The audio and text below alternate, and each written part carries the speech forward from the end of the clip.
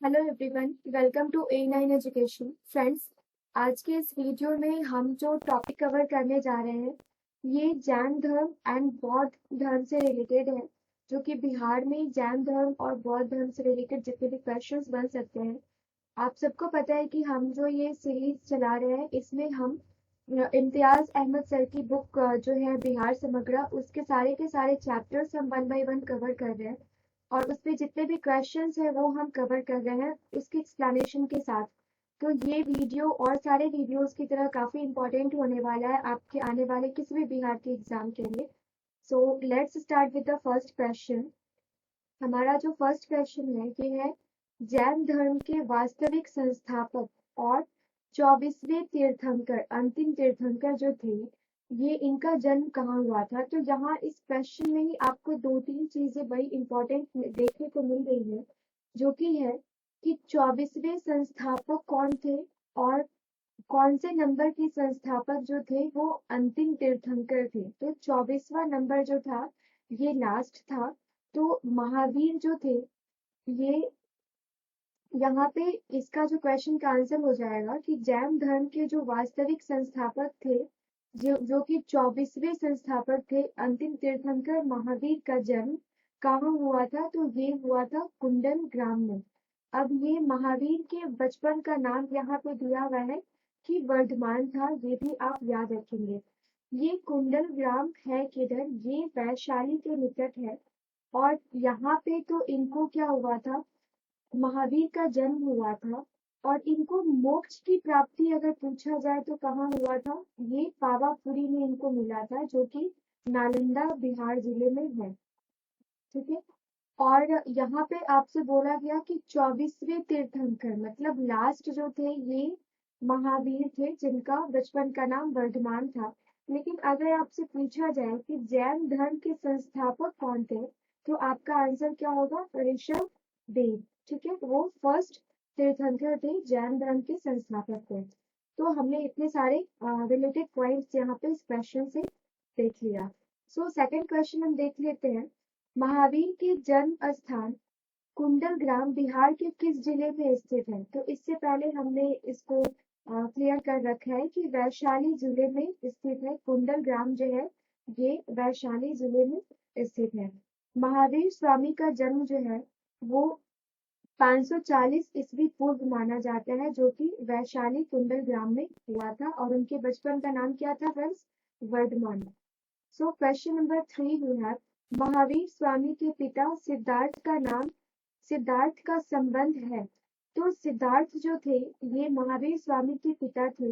ये भी काफी बार डायरेक्ट क्वेश्चन आपसे पूछा जाता है कि महावीर के पिता का नाम क्या था? तो महावीर स्वामी के पिता का नाम सिद्धार्थ था। और ये वज्जी संघ के गणराज्य कुंडल ग्राम के यात्रिक क्षत्रियों के प्रमुख थे। ये भी आप साथ ही साथ नोट कर लेंगे। So question number 4 we have, just a minute friends.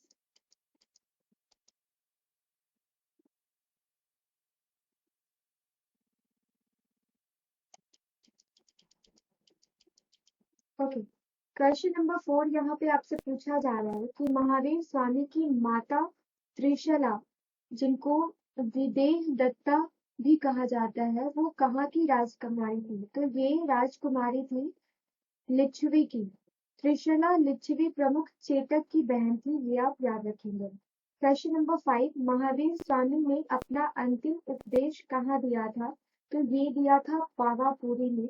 और जैसा कि मैंने आपको फर्स्ट वाले क्वेश्चन में ही बता रखा है, यहाँ पे पावापुरी में इनको मोक्ष की प्राप्ति हुई थी, जो कि नालंदा में है, नालंदा बिहार में है। ओके, तो यहाँ पे देख लेते हैं और क्या दिया हुआ है। पावापुरी बिहार के नालंदा जिले में स्थित है। क्वेश्चन नंबर 6 जो है, महावीर की मृत्यु निर्वाण कहाँ हुई थी? ये आपको बताना है। तो इनकी मृत्यु को जिस टर्म से जाना जाता है ये निर्वाण बोला जाता है इस मृत्यु को। तो ये पावापुरी में हुआ था, ये भी आप याद रखेंगे, जहाँ पे इनको मोक्ष की प्राप्ति हुई। और इनका जन्म स्थान क्या है? कुंडल ग्राम वैशाली के निकट। ये भी आप साथ ही साथ इन दोनों चीजों को याद रखेंगे कि इनका जन्म कहाँ हुआ और इनको निर्वाण की प्राप्ति कहाँ हुई। सेवंथ क्वेश्चन जो है हमारा, प्रथम जैन संगीति का आयोजन कहाँ हुआ था? तो प्रथम जैन संगीति का जो आयोजन है ना, ये फ्रेंड्स पाटलिपुत्र में हुआ था। और फर्स्ट जैन संगीति जो है ये पाटलिपुत्र में हुआ था। और किसके टाइम में हुआ था ये भी साथ ही साथ हम देख लेते हैं। ये हुआ था चंद्रगुप्त मौर्य के टाइम में। ये काफी इम्पोर्टेंट है, ये आपसे क्वेश्चन पूछा जा चुका है कि प्रथम जैन संगीति का आयोजन किनके टाइम में हुआ था। तो ये हुआ था चंद्रगुप्त मौर्य के टाइम में। अब अगर यहाँ पे देख लेंगे तो इस टाइम में हुआ क्या था। तो इस टाइम में हुआ था श्वेतांबर तथा दिगंबर दो भागों में विभाजित कर दिया गया था, ठीक है, जैन धर्म को। और जैन धर्म के महत्वपूर्ण अंगों का वर्णन भी किया गया था। किस टाइम में? चंद्रगुप्त मौर्य के टाइम में, जो कि पाटलिपुत्र में फर्स्ट जैन संगीति हुआ था। इसमें श्वेतांबर तथा दिगंबर दो भागों में विभाजित किया गया था और साथ ही साथ जैन धर्म के महत्वपूर्ण अंगों का वर्णन भी किया गया था, ठीक है। सो ये फर्स्ट प्रथम जैन संगीति का आयोजन किसके शासनकाल में हुआ था? ये हमने ऊपर देख लिया, ये चंद्रगुप्त मौर्य के शासनकाल में हुआ था। और प्रथम जैन संगीति की अध्यक्षता किसने करी थी? तो ये अध्यक्षता की थी स्थूलभद्र ने। नेक्स्ट क्वेश्चन हम देख लेते हैं। प्रथम जैन संगीति का आयोजन पाटलिपुत्र में हुआ था, जिसमें कार्य हुए थे। ये सब हम डिस्कशन कर चुके हैं, फिर भी हम सारे के सारे ऑप्शंस एक बार देख लेते हैं। तो यहाँ पे जो एक्सप्लेनेशन आपके पास दिया हुआ है, यहाँ पे ऑप्शंस है जैन धर्म ग्रंथों को अंतिम रूप से संकलित कर लिपिबद्ध किया गया था। और दूसरा है जैन धर्म के महत्वपूर्ण 12 अंगों का प्रणयन किया गया था एवं जैन धर्म के दो भागों श्वेतांबर एवं दिगंबर में विभाजित किया गया था। तो ये हम देख चुके हैं ऊपर में जो डिस्कशन हुआ था इसमें कि सेकंड वाला आंसर जो है आपका यहाँ पे सही हो जाएगा। फिर यहाँ पे क्वेश्चन आपसे पूछा गया है कि जैन धर्म के 12वें तीर्थंकर जो थे वसु पूज्य की जन्म स्थली क्या थी? तो ये क्वेश्चन आपसे पूछा गया है कि 12वें तीर्थंकर। तो ये आप नाम याद रखेंगे कि 12वें तीर्थंकर जो थे ये वसु पूज्य थे। और इनका जो जैन धर्म के 12वें तीर्थंकर का जो जन्म स्थली था वो था चंपा। और यहाँ पे फ्रेंड्स एक क्वेश्चन आपसे और पूछा जा सकता है कि सेकंड, ये तो फर्स्ट जैन धर्म संगीति कहाँ हुआ था ये आपको हमने बताया। अगर आपसे सेकंड वाला पूछा जाए तो सेकंड जो है वो गुजरात के वल्लभी स्थान पर हुआ था। ये भी आप याद रखेंगे। और ये हुआ कभी था? 512 ईस्वी पूर्व हुआ था, ठीक है। और किसकी अध्यक्षता में हुआ था? तो इसके जैसे फर्स्ट जैन संगीति स्थूलभद्र की अध्यक्षता में हुई थी, तो वैसे ही सेकंड किसकी अध्यक्षता में हुई थी? ये हुई थी देवर्षि श्रमाश्रयन। नाम आप याद रखेंगे, देवर्षि श्रमाश्रयन। ओके, तो ये नाम काफी इंपॉर्टेंट है, ये आप यहाँ पे याद रखेंगे। तो ये था जैन धर्म से रिलेटेड क्वेश्चन। अब हम नेक्स्ट देख लेते हैं बौद्ध धर्म। बौद्ध धर्म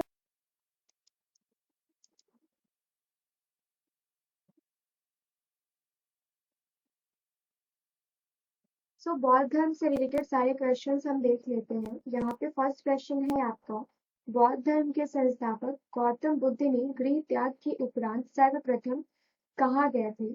तो ये आपसे पूछा जा रहा है वैशाली के समीप अलार कलार के आश्रम में ये गृह त्याग के उपरांत गए थे। ये आप यहाँ पे याद रखेंगे। बौद्ध धर्म से रिलेटेड सारे के सारे क्वेश्चन हम यहाँ पे कवर कर रहे हैं। और ये इन्होंने ये भी साथ ही साथ आप याद रखें कि 27 वर्ष की उम्र में इन्होंने गृह त्याग कर दिया था। इनका जो जन्म हुआ था ये 563 ईस्वी पूर्व हुआ था। कहाँ हुआ था? नेपाल के लुम्बिनी में। और इनकी वाइफ का नाम भी अक्सर पूछा जाता है, तो इनकी वाइफ का नाम था सहोदरा। ओके, सहोदरा इनकी वाइफ का नाम था। सो नेक्स्ट क्वेश्चन हम देख लेते हैं।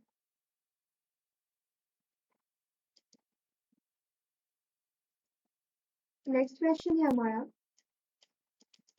गौतम बुद्ध को कहाँ कौंडिन्य और 5 ब्राह्मण मिले? तो इसमें पूछा जा रहा है कि इनके गृह त्याग के बाद गौतम बुद्ध को कहाँ कौंडिन्य और 5 ब्राह्मण मिले? तो ऑप्शंस, सबसे पहले हम सारे के सारे ऑप्शंस हम यहाँ पे देख लेते हैं। उरुवेला, बोधगया, वैशाली, पाटलिपुत्र और Sarnath.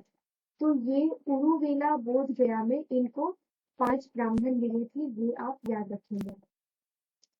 So we have question number 3 here. Gautam Buddha को ज्ञान की प्राप्ति कहाँ हुई थी?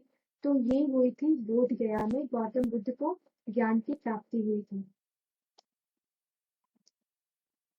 ओके, सो नेक्स्ट क्वेश्चन हम देख लेते हैं। क्वेश्चन नंबर 4, गौतम बुद्ध को किस नदी के किनारे ज्ञान की प्राप्ति हुई थी? तो सबसे पहले तो आपने ये देख लिया कि ज्ञान की प्राप्ति हुई कहाँ थी, तो ये हुई थी आपको बोधगया में। और किस नदी के किनारे हुई थी? तो ये नदी था आपका निरंजना नदी।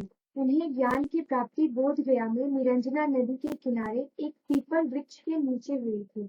और साथ ही साथ आप यह भी याद रखेंगे कि किस दिन उन्हें ज्ञान की प्राप्ति हुई थी, तो ये हुआ था वैशाख शुक्ल पूर्णिमा को, जिसको बुद्ध पूर्णिमा के रूप में अब मनाया जाता है। इसी दिन उनको महानिर्वाण भी प्राप्त हुआ था। ओके, महानिर्वाण की प्राप्ति भी इसी दिन हुई थी। क्वेश्चन नंबर 5 देख लेते हैं। राजगृह में आयोजित प्रथम बौद्ध संगीति में कौन से कार्य हुए थे? तो सबसे पहले तो आप ये देख लीजिए कि राजगृह में जो है कौन कौन से कार्य हुए थे। सबसे पहले हम इस क्वेश्चन में देख लेते हैं। बौद्ध धर्म 2 भागों यानी अस्थाविर और महासंगीत के रूप में विभाजित हुए थे। सेकंड है बुद्ध की शिक्षाओं का संकलन सूत और विनय पिटक में हुआ था। थर्ड है हमारा, बौद्ध धर्म 2 भागों यानी हीनयान और महायान संप्रदायों में बटा था। तो इसमें अगर देखा जाए तो सेकंड ऑप्शन, जो ऑप्शन बी है आपका, ये सही है। बुद्ध की शिक्षाओं का संकलन सूत और विनय पिटक में हुआ था। किसमें हुआ था? प्रथम बौद्ध संगीति में हुआ था। ठीक है, और प्रथम बौद्ध संगीति का आयोजन हुआ कभी था? ये हुआ था 483 ईस्वी पूर्व, ये भी आप याद रखेंगे। और किसके द्वारा और किनके शासन काल में हुआ था, ये भी इम्पोर्टेंट हो जाता है हमारे लिए जानना। तो ये मगध सम्राट अजात शत्रु के शासन काल में हुआ था। और कहाँ हुआ था? तो राजगृह में हुआ था। ठीक है, और सेकंड संस्थापक जो थे ये हर्यक वंश के थे, ये भी आप याद रखेंगे। कौन? अजात शत्रु सेकंड संस्थापक थे किसके? हर्यक वंश के। ठीक है, क्वेश्चन नंबर 6 हम देख लेते हैं। द्वितीय बौद्ध संगीति का आयोजन वैशाली में हुआ था। इसमें किए गए कार्य क्या थे? आपको यहाँ पे क्लियर दे दिया गया है कि द्वितीय बौद्ध संगीति का आयोजन कहाँ हुआ था? वैशाली में हुआ था। और प्रथम बौद्ध संगीति का आयोजन कहाँ हुआ था फ्रेंड्स? ये हुआ था आपको राजगीर में। तो द्वितीय बौद्ध संगीति में कार्य क्या क्या हुए थे? बौद्ध धर्म 2 भागों स्थाविर और महासंगीत के रूप में विभाजित हो गया था। फर्स्ट वाले में क्या हुआ था कि संकलन सूत और विनय पिटक में हुआ था बुद्ध की शिक्षाओं का संकलन। और सेकंड जो बौद्ध संगीति था उसमें क्या हुआ था? बौद्ध धर्म 2 भागों स्थाविर और महासंगीत के रूप में विभाजित हो गया था। ये हो गया आपका सेकंड बौद्ध संगीति जो है ये कभी हुआ था और कहाँ हुआ था? ये हुआ था वैशाली में हुआ था। और सेकंड बौद्ध संगीति जो है ये 383 ईस्वी पूर्व हुआ था। और किनके टाइम में हुआ था? ये हुआ था कालाशोका के शासन काल में हुआ था। तो ये भी आप साथ ही साथ याद करेंगे। सो नेक्स्ट क्वेश्चन हम देख लेते हैं। तृतीय बौद्ध संगीति का आयोजन पाटलिपुत्र में हुआ था। इसमें किए गए कार्य क्या क्या थे, ये आपको यहाँ पर बताना है। तो तृतीय बौद्ध समिति का आयोजन जो कि पाटलिपुत्र में हुआ था, इसमें कार्य हुए थे, कुछ कठोर नियम बनाए गए थे तथा अभिधम्म पिटक का संकलन हुआ था। तो ये आप ऑप्शन डी आपका यहाँ पे सही हो जाता है। और तृतीय बौद्ध संगीति जो है ये 251 ईस्वी पूर्व हुआ था। ये भी आप साथ ही साथ याद रखेंगे। और किसके शासन काल में हुआ था? सम्राट अशोक के शासन काल में हुआ था। फ्रेंड्स, यहाँ पे हमने फर्स्ट सेकेंड थर्ड बौद्ध संगीति कब हुआ था, किसके शासनकाल में हुआ था और कौन कौन से कार्य किए गए थे, ये सारी की सारी चीजें हमने यहाँ पे बहुत ही इम्पोर्टेंट है। इनफैक्ट आपके बिहार के एग्जाम के लिए नहीं, किसी भी एग्जाम के लिए ये काफी इम्पोर्टेंट टॉपिक हम आज डिस्कस कर रहे हैं, क्योंकि बौद्ध धर्म और जैन धर्म से हर एक एग्जाम में आपसे क्वेश्चन पूछे जाते हैं। इससे पहले भी हमने जो भी वीडियोस कवर किए हैं ना, उसमें हर एक वीडियो में काफी इम्पोर्टेंट चीजें आपको कवर करवाई गई है। अभी तक आपने उन सारे वीडियोस को अगर नहीं देखा है तो आई रिक्वेस्ट कि आप उन सारे वीडियोस को जाकर देख लीजिए। So question number 8 we have, निम्नांकित में से किस नगर से महात्मा बुद्ध का घनिष्ठ संबंध रहा है?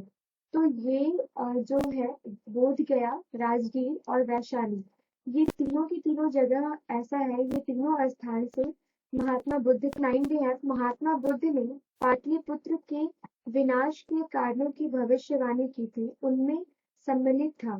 कौन कौन से कारण महात्मा बुद्ध ने भविष्यवाणी करी थी कि वो पाटलिपुत्र के विनाश का कारण बनेगा? तो वो था बाढ़, अग्नि और आंतरिक कलह।